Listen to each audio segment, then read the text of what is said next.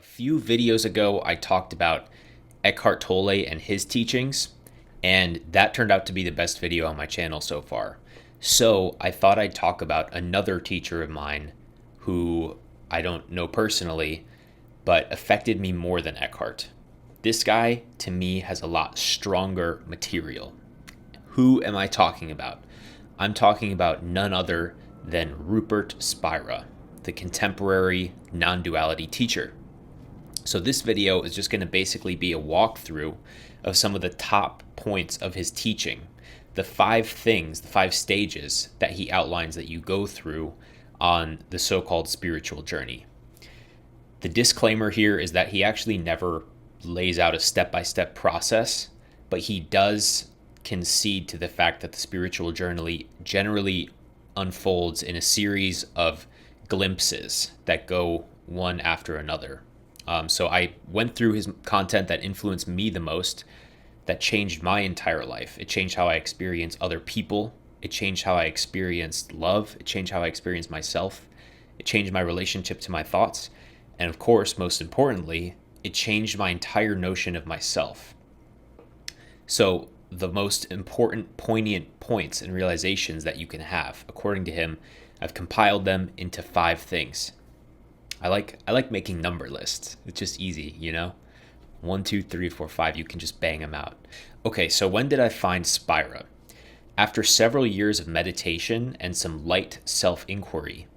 That's when I was on YouTube and I found him pop up in my feed. The 5 stages of spiritual growth, according to Spira. Stage 1 is our search for happiness in the world. This happens either consciously or unconsciously, but it's almost universal that we start off with a search for happiness and fulfillment in the world. So we're looking for this happiness through objects, like material objects, substances, relationships. But eventually, we all come to the same disappointing conclusion that these things do not deliver the lasting happiness that we desire. So even if you think, and this is a very cliche example, that the Lamborghini will make you happy. This person will get the Lamborghini and they will feel depressed after they get it. The happiness was in thinking it was going to make them happy, but it never does. The same is true of a relationship. This other person cannot carry the full burden of your happiness.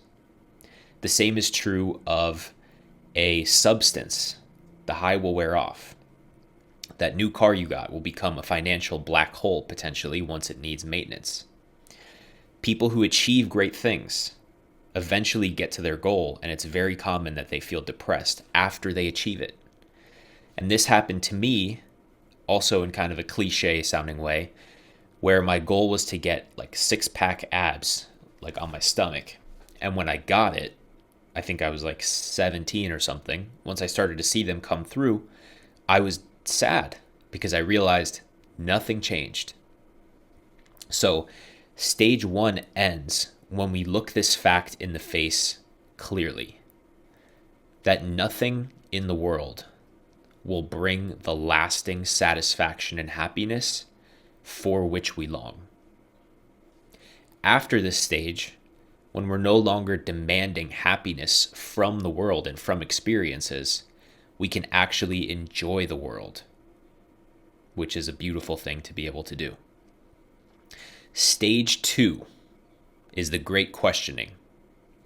So when your approach to unhappiness doesn't work, your approach to happiness doesn't work, and there is friction in life, there is good enough reason to question yourself.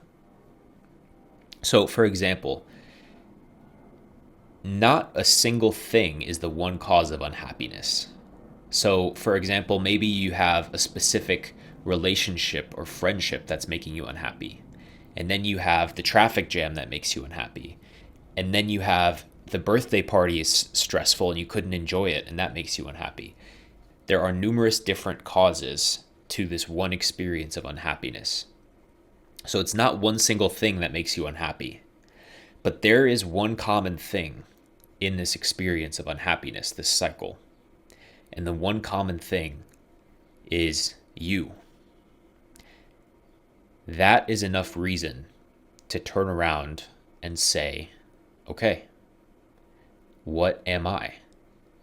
What am I really? What do I refer to when I say I? After all, it's one of the most common words that I use, that we use. So this is the point when you turn around. This question can be very destabilizing. It's a huge question. Your whole life revolves around yourself, right?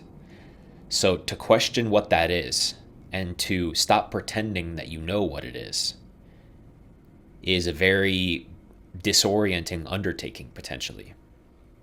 Okay, so we start asking these questions, which only work, by the way, if you take this question, what am I really? Let yourself not know the answer, completely not know the answer, and then let your direct experience and contemplative experience answer it for you. What you'll find is that the only thing you can find around here is what Rupert Spira calls experience, or what's conventionally called experience. So that can fall into the categories of perception, it can fall into the categories of thinking and sensation. Everything you experience in your life is within that category. In fact, all you could ever know is experience. So when you ask this question, what am I really? The first thing you bump into with your open mind, your newly open mind, is experience right here now. Oh my gosh. Experience exists. And it can take the shape of all of this amazing display. And it's made of something. What is that? What is that stuff?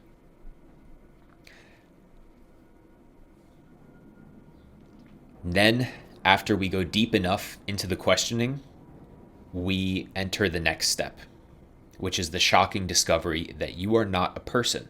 Every experience that you have comes and goes.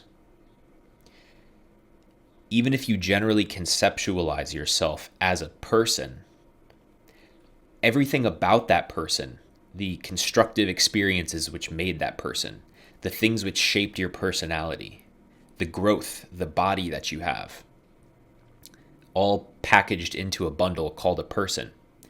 These things were all added to you. There are a very small amount of things that are the same from when you were 3 years old, 10 years old, 20 years old, and beyond. Something that was added to you at any point is not actually what you are. It was added onto you. So anything you consider within the realm of you being a person, after this investigation, it gets kicked out. Yep, that was added to me. This memory added to me. Learning how to talk added to me. So what is the I that was present when I was 3 years old, 10 years old, and 20 years old? Clearly, it's still here. There's something about what's here that was present in all of those things. And also, we discussed that we could only find experience. So what would be a thing that I would refer to as I?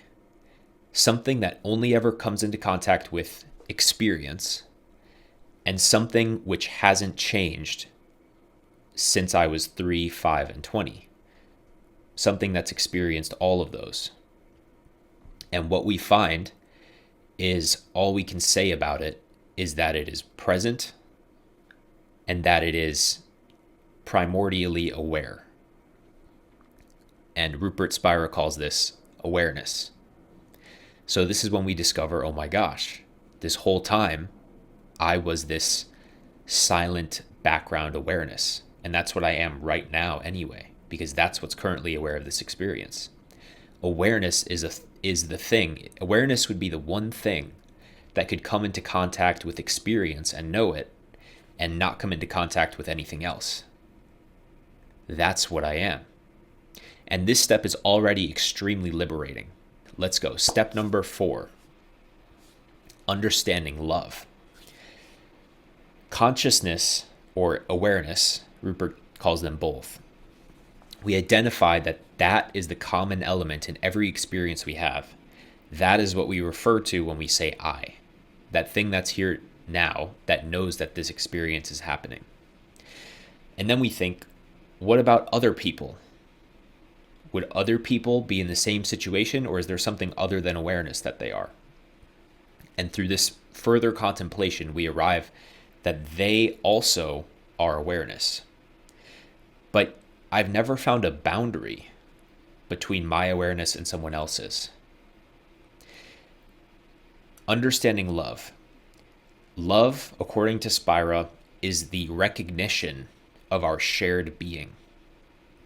In other words, this awareness is shared between everybody, and this awareness is shared, and there's nobody to share it with in the first place because it is a shared I. There's no one else. When someone says I, and when you say I, you're referring to the same thing. And if this is sounding off base for you, you can even refer to just the generally accepted materialist paradigm of reality, that everything is physical matter. If everything is physical matter, the boundaries between you and someone else are rather arbitrary. Just like any physical system, you can define the boundaries anywhere. If you define the physical boundaries as the entire universe, we quite literally are one thing. But we just generally don't let ourselves feel that. And that's where these expressions like, we're all stardust, come from. By the way, Rupert doesn't say this part, the stardust thing, this is me. But this is like a weak sauce version of the awareness version of saying like, oh my gosh, we're all stardust. Isn't that crazy? Like the stars exploded and their atoms formed every different element, and that eventually formed our bodies. It's true, but you're here because you want the strong stuff. I know that's why you're here. So let's keep going. How do we recognize that our awareness is shared between people at the deepest level? I'm not saying your awareness of your particular experience is shared, but the thing that knows that experience exists is what's shared. Imagine that everyone in the world who's, awake and functioning right now is given an iPhone, and they all take a picture of what they're currently looking at. Every person, so let's say that's like 5 billion people who are currently awake and ready to take a picture of what's going on. And you hang all these pictures up on the wall. Every picture would be different. Imagine now that instead of giving them an iPhone, you give them a special camera. This analogy is from Rupert Spira, by the way. I'm taking it directly from him. Imagine you give everyone a special camera that not only takes a visual picture, but also takes a snapshot of audio. It also takes a snapshot of what they're hearing. It takes a snapshot of what they're feeling, the sensations in their body and emotions. And it takes a snapshot of their thoughts and produces this like holographic picture that looks exactly like the current experience. Everybody in the world takes that snapshot with that special multimedia camera, and we hang up all the holograms on the wall together. They would all look completely different. Maybe there's some similarities, two people in the same place, but the different sensations, the different thoughts, most of these would be 8 billion completely different snapshots. But now, take the camera, turn it around, and ask everybody to take a picture of what is aware of their current experience. And I invite you to take a picture now of your current experience and to take a picture of what's aware of your current experience. If we hung up all of the pictures that people took of what's aware of their current experience, we all see the same empty, awake, aware being. That's every picture would be identical.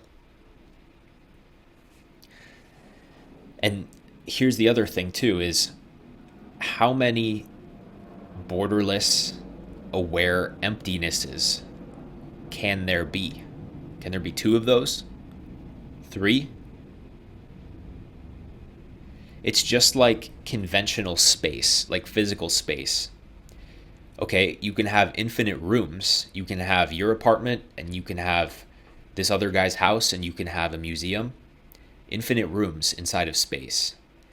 But this is one space. Like the space through which I'm waving my arms is the same space in which your device is sitting to watch this video, physically speaking.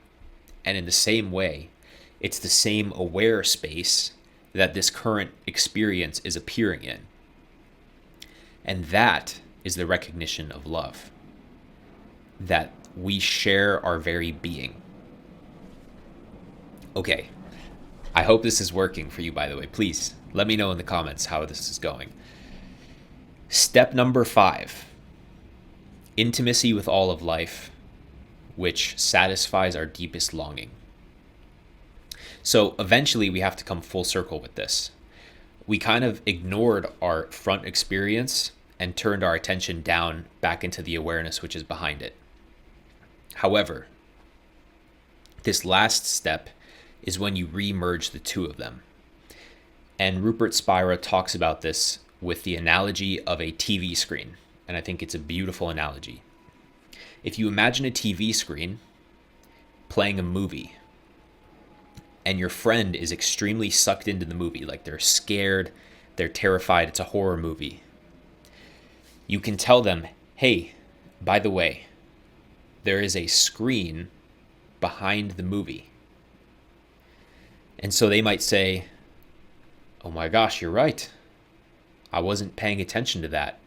Even though the screen was always there the whole time as a constant, I wasn't paying attention to the screen. Just like it's legitimate to say, there is an awareness behind your experience. The next step is to say, look, the screen is behind every character in the movie. Just like it's a legitimate step to say, the same awareness is behind every person, so to speak. But the final step is to ask them, so can you find a distance between the screen and the movie? Can you find the movie independent of the screen? If you took away the screen, what would be left of the movie? And in the same way, you ask somebody, I'm asking you right now, awareness, what is the distance between awareness and physical experience? Maybe physical is not the right word. What's the difference between awareness and distinguished experience? Your perceptions, your thoughts. How far, is there a distance that you can find there? And if you took away awareness, what would be left of the experience? And through this process, we find out that awareness isn't actually behind experience. The TV is not actually behind the movie. Awareness is the experience. A energization or a modulation of awareness is experience, just like the energization and modulation of a screen is a movie. And in that way, our entire experience gets recontextualized of our entire lives. See if you can find anything other than the intimacy of your experience. How close is experience to you?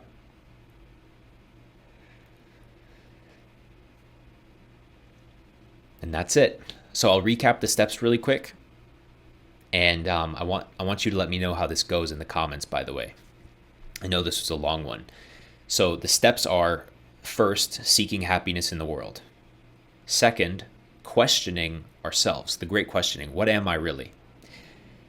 Third, the discovery that you're not a person, but rather your awareness. 4, understanding love, that the awareness is shared. And step 5, collapsing the distinction between the forms of awareness and awareness itself. Hope that helps. That's it for this video. Bye-bye.